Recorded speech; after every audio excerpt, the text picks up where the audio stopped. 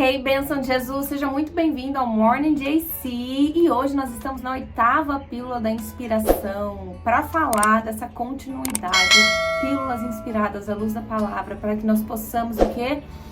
Tomar aquele remedinho bíblico para nós vencermos o desânimo, a desesperança e encontrar inspiração para superar os desafios da nossa jornada cristã. No vídeo de hoje eu vou te contar 4 pilares à luz da palavra para quem deseja uma mudança de vida genuína. Pílula passada, pílula número 7, se você não assistiu, tá aqui o cardzinho para você acessar. Nós falamos sobre como a santidade de Deus é exibida em nossas vidas. Mas você já reparou que mesmo nós buscando uma vida fortalecido em Cristo Jesus, na palavra, existe uma guerra espiritual entre a carne e a liderança do Espírito Santo, que todo dia a gente sente que tem uma parte da gente que ainda insiste e resiste em viver uma vida em obediência a Deus? Pois é, o vídeo de hoje é exatamente sobre isso.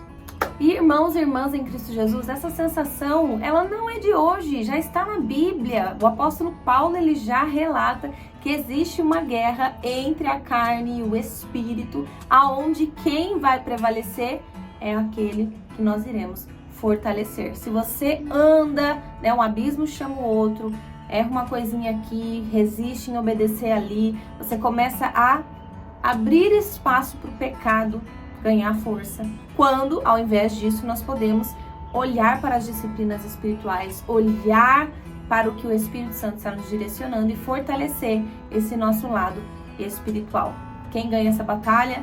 Dentro de nós, quem a gente está alimentando e fortalecendo. Elise, onde está isso na Bíblia? Leia lá em Gálatas, no capítulo 5, versículo 17. Ele diz assim: porque a carne cobiça contra o Espírito, e o Espírito contra a carne. E estes opõem-se um ao outro, para que não façais o que quereis. Depois a gente continua ali, ele até fala sobre os frutos da carne, ou fruto do Espírito, que tem vários gominhos, para que depois você venha a entender. Existem frutos que evidenciam o agir da carne e existem frutos que evidenciam o agir do Espírito Santo. Resumo da ópera: existe sim uma guerra interior inegável e nós precisamos fortalecer o lado certo dessa história. Gente, peguem o livro de Gálatas, capítulo 5, que ele é o nosso item, e claro, o devocional no link da descrição para você se aprofundar nesse tema. O que fortalece o espírito? Disciplinas espirituais, que é a luz da palavra. Nós entendemos, inclusive eu gravei um vídeo sobre isso, que é o quê? Os hábitos de todo bom cristão: oração, leitura bíblica, estudo da palavra, a prática da palavra, jejum, comunhão, pertencimento, tudo parte daquilo que fortalece a nossa vida em Cristo Jesus. E os frutos da carne, o pecado. E para esclarecer para você que leva o pecado no lado superficial da coisa, de pecado, mas nunca buscou um pouquinho se aprofundar no que significa de fato o pecado. Pecado na Bíblia, no Novo Testamento, vem da palavra grega amartia, que significa errar o alvo. Ou seja, todas as vezes em que nós erramos o alvo, nós pecamos. Elis, mas qual é o alvo? E é por isso que é tão importante o conhecimento da palavra de Deus. Porque conhecendo Jesus Cristo, conhecendo a palavra, você tem uma direção do que é certo, do que agrada a Deus e do que Ele espera que nós façamos para viver uma vida de obediência. E quando a gente erra o caminho, quando a gente insiste em fazer do nosso jeito, da forma como a gente acha que é certo, e a gente ignora o lado espiritual da coisa, a orientação divina, os princípios bíblicos, a gente erra o caminho. E todas as vezes que a gente erra o caminho, o que nos vem em mente? Pecado. E tem uma frase que eu gosto muito. Se você ainda não entendeu como surgiu essa ideia da playlist Pílulas da Inspiração, foi um caderninho meu lá desde 2020, se eu não me engano, em que eu fiz uma série de pílulas num processo que eu estava vivendo para encontrar inspiração na Bíblia, porque eu estava sentindo muito desanimada. E aí, meu amigo, surgiu tantas pérolas e momentos de secreto com Deus, que surgiu daquilo uma série de devocionais para compartilhar com você.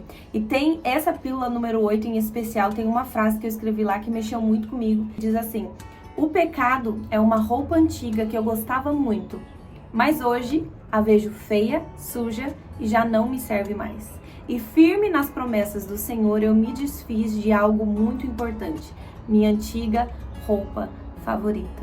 E eu quero muito frisar aqui porque eu usei a palavra eu me desfiz da minha antiga roupa favorita, em alusão ao pecado, porque de fato nós precisamos nos desfazer de tudo aquilo que nos aproximava ou que nos fazia cair no caminho errado e errar o alvo.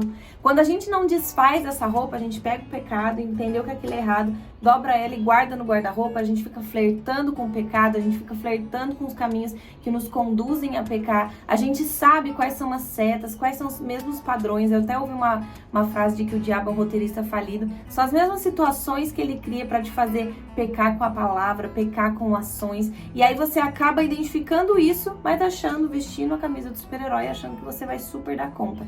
Quando na verdade você deveria o quê? Se desfazer da roupinha suja e de tudo aquilo que ela traz junto. E se você não entendeu, presta atenção aqui em mim. Se desfaça daquilo que te faz tropeçar.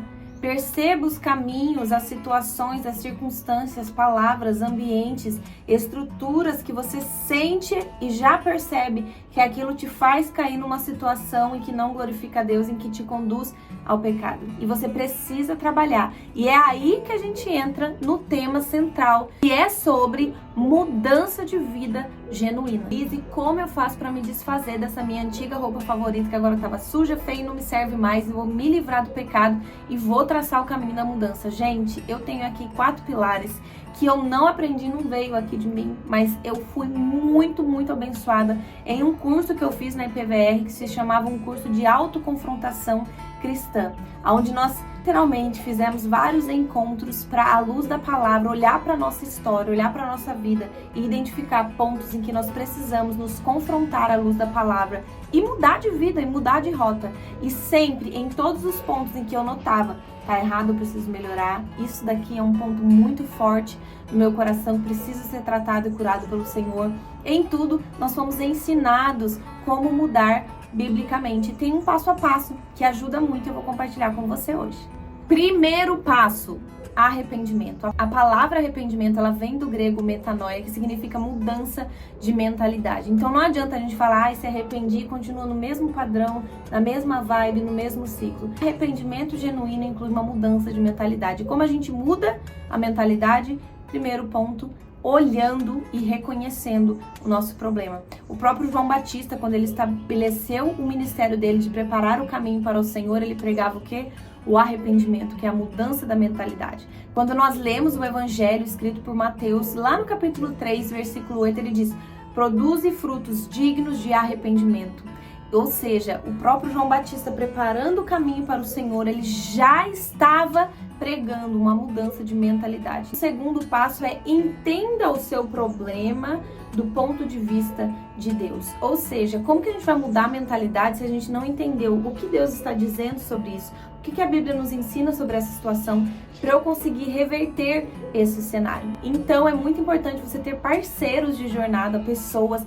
É tão importante ter a liderança cristã dos seus pastores, para que possam te aconselhar à luz da palavra. Aconselhamento bíblico é maravilhoso, para que nós possamos entender o ponto de vista de Deus sobre as circunstâncias, sobre a fonte do desânimo, do pecado, daquilo que nós estamos vivendo, e para que nós possamos traçar uma reflexão e um caminho de transformação de mentalidade nessa nossa jornada. E quanto mais nós entendemos a perspectiva de Deus à luz da palavra sobre essa situação, mais nós alimentamos o nosso coração com esperança, porque nós vemos o caminho. O que Jesus fez na cruz foi justamente para te libertar do pecado e para que você se desfaça dessa roupa e nunca mais venha vesti-la novamente.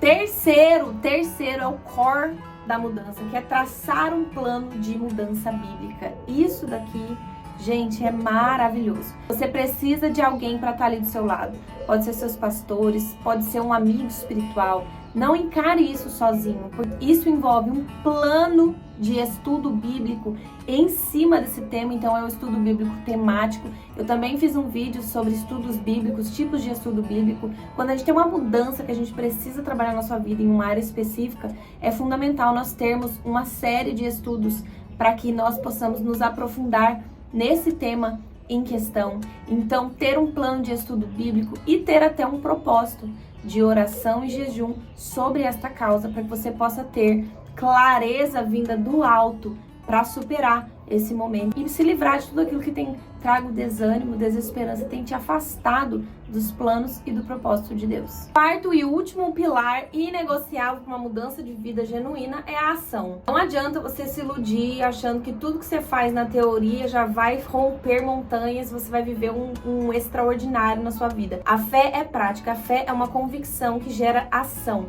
Então, um estilo de vida baseado na fé provoca a mudança. Mas aí, como você vai viver e agir se você ainda não mudou a sua mentalidade? Porque são os pensamentos que geram ações. Então é fundamental você entender o seu pensamento, corrigir o seu pensamento à luz da palavra e agir com base na palavra de Deus. Até Tiago diz, Tiago 1:22, não sede somente ouvintes, mas praticantes da palavra de Deus. Então nós precisamos cultivar um estilo de vida baseado na nova mentalidade que nós recebemos a partir dos princípios e dos ensinamentos de Cristo Jesus, que está na palavra de Deus. Todas as mudanças que nós recebemos em Deus é porque Ele nos ama e porque Ele tem promessas sobre a nossa vida e porque Ele quer nos ver no céu. Que você seja alguém que Deus te agrade, que você seja o motivo pelo qual Deus olha lá do trono dele para a terra e fala assim: eis aí um filho que vive uma vida que glorifica o meu nome. Que você possa mudar e experimentar o melhor de Deus que Ele tem para você aqui nessa terra. Que você possa servir a Deus e entender que tudo para Ele e por Ele são todas as coisas. Morning JC vai ficando por aqui. Se você gostou desse vídeo, se foi resposta para sua vida, não se esqueça de curtir e de se inscrever. A curtida porque o algoritmo entende que esse conteúdo é relevante e envia para mais pessoas. E se inscreva para você receber os próximos conteúdos do canal. E claro, lembrou de um amigo? Se você já lembrou aí do seu parceiro que vai te ajudar nessa jornada de autoconfrontação, de mudança bíblica, envie esse vídeo para ele entender do que se trata. E te espero no próximo vídeo. Morning JC fica por aqui. Tchau, tchau!